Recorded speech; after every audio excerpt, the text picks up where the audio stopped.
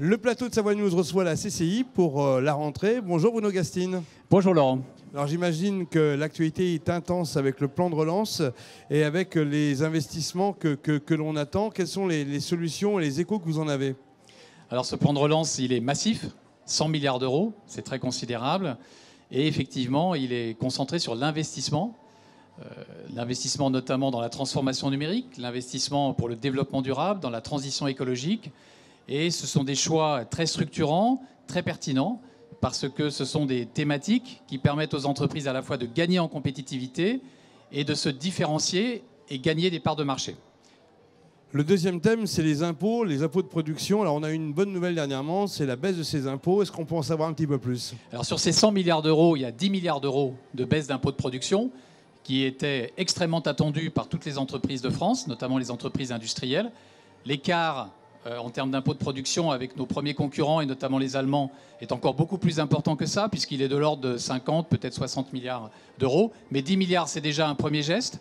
Peut-être qu'il faudra faire plus, mais en tout cas, pour l'instant, dans la situation actuelle de crise sanitaire et de crise économique, c'est un geste extrêmement important qui va lui aussi améliorer la compétitivité des entreprises. Et à un moment où la concurrence est exacerbée par le fait que les marchés sont un peu déprimés, eh bien, ces gains de compétitivité peuvent permettre aux entreprises de tirer leur épingle du jeu. Quoi qu'il en soit, au niveau économique, il faut de la compétence et il faut investir sur les compétences. Ce n'est pas toujours évident en cette période.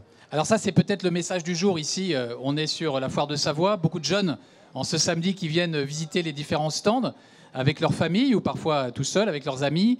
Et effectivement, il ne faut pas que la génération 2020 soit une génération sacrifiée.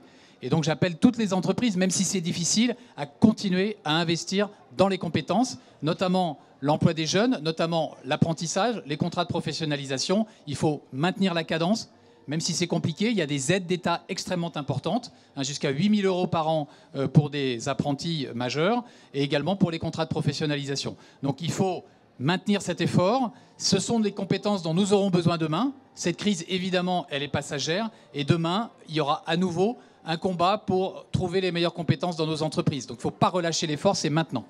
Un autre combat qui risque d'être compliqué dans quelques mois, puisque là, la rentrée est quasiment passée, c'est bien sûr la période hivernale avec nos stations qui n'auront peut-être pas autant d'étrangers que d'habitude. On en est déjà presque convaincus. Alors c'est le gros sujet de cette rentrée. La saison estivale a été bonne, un peu meilleure que d'habitude. C'est un faible rattrapage par rapport à l'arrêt prématuré de la saison hivernale dernière. Mais la grosse question, c'est bien sûr la saison hivernale prochaine.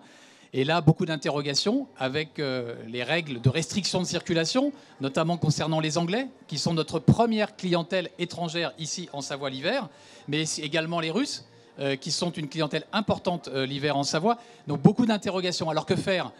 Évidemment, nous n'avons pas la main sur les décisions de restriction de circulation, mais nous pouvons rassurer les clients étrangers, français également, faire venir plus de clients français, évidemment, c'est un impératif, et rassurer les clients étrangers pour qu'ils continuent à venir malgré tout, notamment les clients européens. Et ça, c'est le véritable enjeu. C'est un enjeu de réassurance sanitaire. Il faut que tous les acteurs du tourisme en Savoie soient alignés sur cet objectif de réassurance sanitaire, de mise en place des mesures sanitaires. Il suffit qu'un seul acteur ne soit pas au diapason pour que ça mette en danger une station entière et que ça fasse du mauvais buzz pour toute une station de Savoie. Donc j'appelle vraiment tous les acteurs à être très vigilants et à être très cohérents et très solidaires dans la mise en place de ces mesures sanitaires, sous la gouvernance des maires de stations qui, de mon point de vue, en coordination avec les services de la préfecture et le préfet de Savoie, doivent mettre en place de façon cohérente, de façon exhaustive, systématique, ces mesures sanitaires. Bruno Gastine, merci pour ce point très synthétique en cette rentrée et à très bientôt sur Savoie News. Merci Laurent, à bientôt.